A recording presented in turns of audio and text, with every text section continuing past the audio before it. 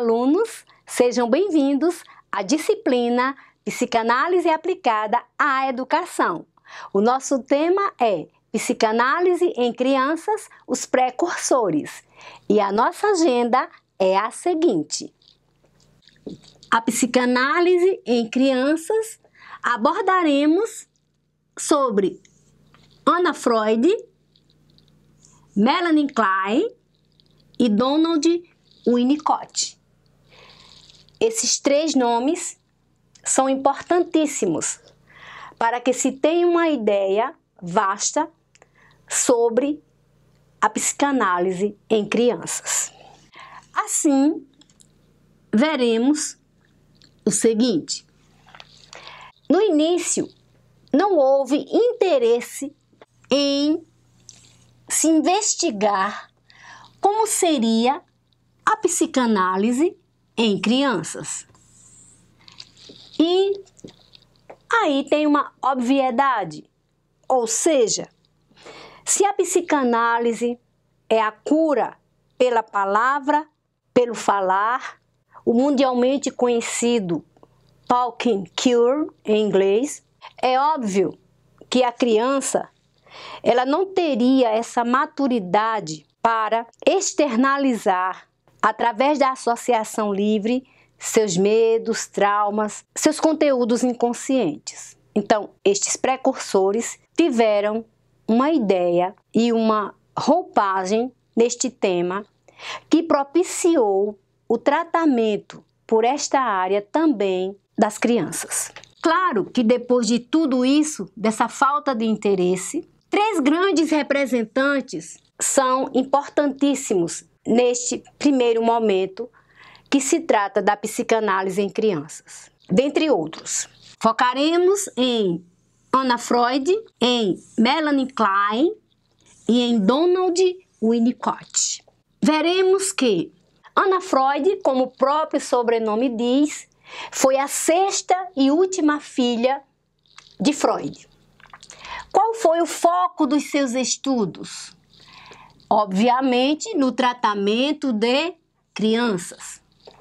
Freud, o pai da psicanálise e pai de Anna Freud, ele não teve como focar seus estudos nesta área, porque ele estava muito engajado em responder às suas próprias dúvidas e às dúvidas que surgiam na sua clínica. Então, Anna Freud teve como primeiro caso de análise de criança seu próprio sobrinho, W. Ernest Freud, e ela o tratou apenas em 2 ocasiões. E qual foi o cerne e o centro das ideias de Anna Freud? Ela preocupou-se bastante com o desenvolvimento afetivo da personalidade da criança. Até hoje, as ideias de Anna Freud são amplamente divulgadas porque o que chamou a atenção nos ensinamentos e nas pesquisas de Anna Freud, e que é defendido até hoje, é que a afetividade é primordial quando se trata do ambiente escolar, quando se trata da aprendizagem. E o mais, não é só isso. Se nós temos um corpo que é regido pela mente, pela alma, pelo espírito, então a afetividade faz um grande diferencial no momento do ensino-aprendizagem. Ainda nesse contexto, Anna Freud defendeu que o educador ele precisa perceber como a criança interage. O que é interagir?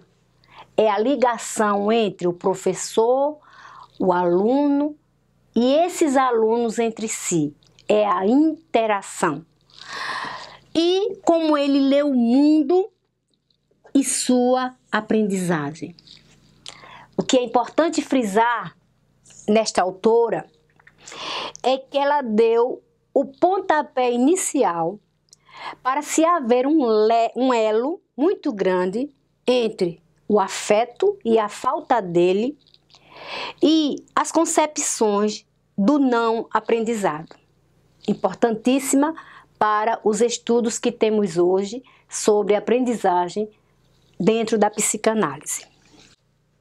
Dando continuidade aos precursores da psicanálise em crianças, veremos agora Melanie Klein.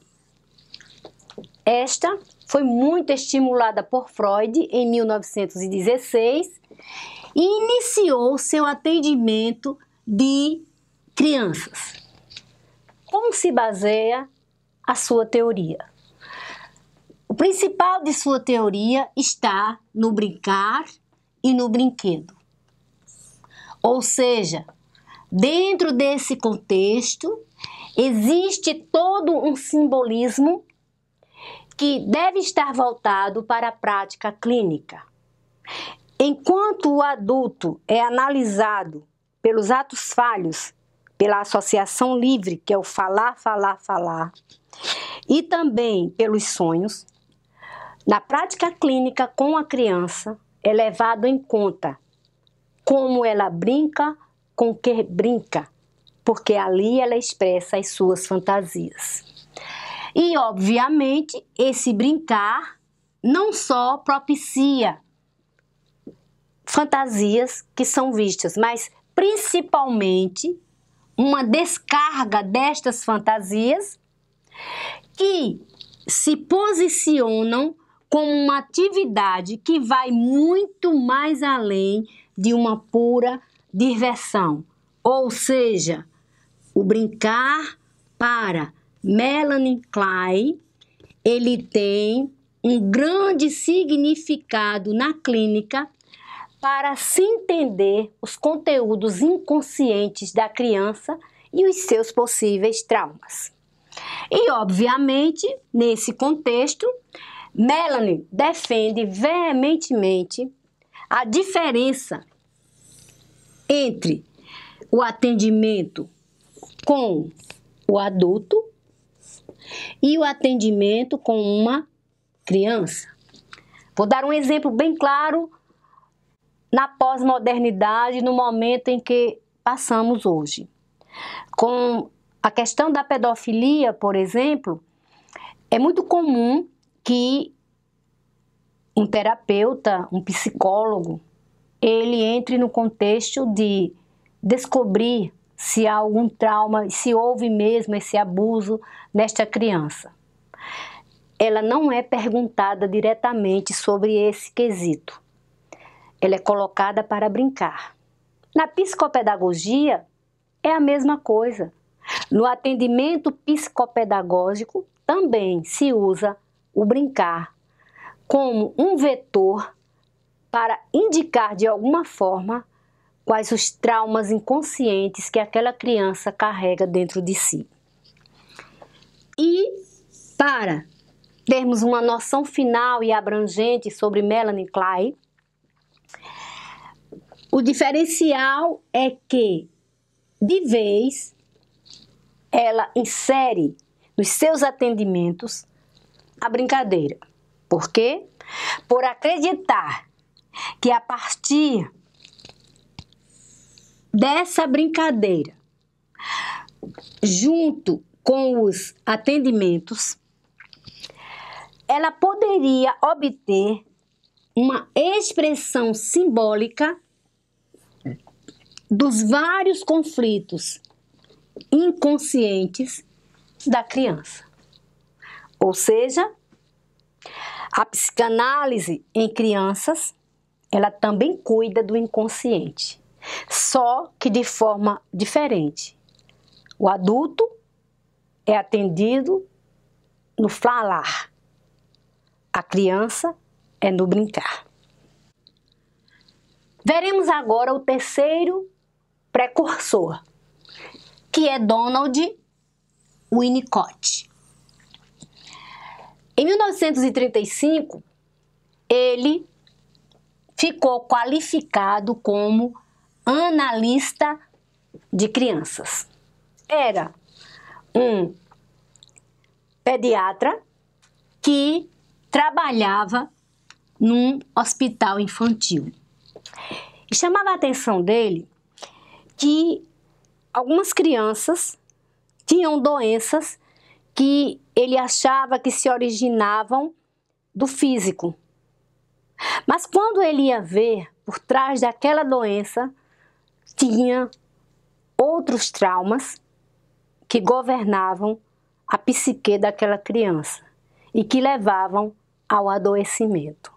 Obviamente, sua profissão, como já foi falado, pediatra inglês, e o que chamou a atenção para a teoria de Donald Winnicott foram as relações familiares, ou seja, a criança e o ambiente, eles estão interligados, ou seja, a criança é o produto do meio e é o resultado do seio familiar.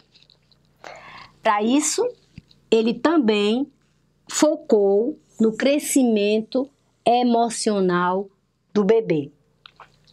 Outra questão importante foi o olhar no todo ser humano que ele teve. Ou seja, ele desenvolveu uma ideia aceitada até hoje, que o ser humano, para ter seus potenciais desenvolvidos, ele precisa estar engajado num ambiente propício. Não é à toa que uma das teorias dele entra também na questão da mãe suficientemente boa, que hoje alguns estudiosos falam muito dessa mãe suficientemente boa, mas falam também da mãe que é a mãe morta, que não é a mãe que está morta, é a mãe ausente afetivamente. Então aquela mãe, ela tem uma simbolização de uma mãe que morreu, porque no afetivo ela não cumpre o seu papel de representatividade da afeição, do carinho que deve se ter pela criança. É muito interessante que este estudo não fique só por aqui.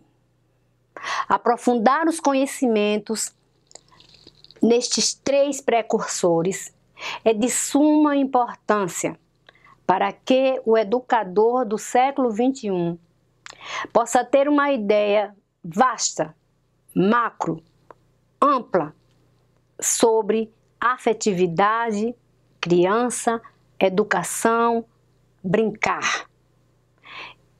Estes termos não fazem parte só de um campo semântico igual, não. Eles fazem parte de uma necessidade urgente que a escola precisa também dar conta junto com a família. Caros alunos, ficamos por aqui. Façam as atividades e nos veremos na próxima aula.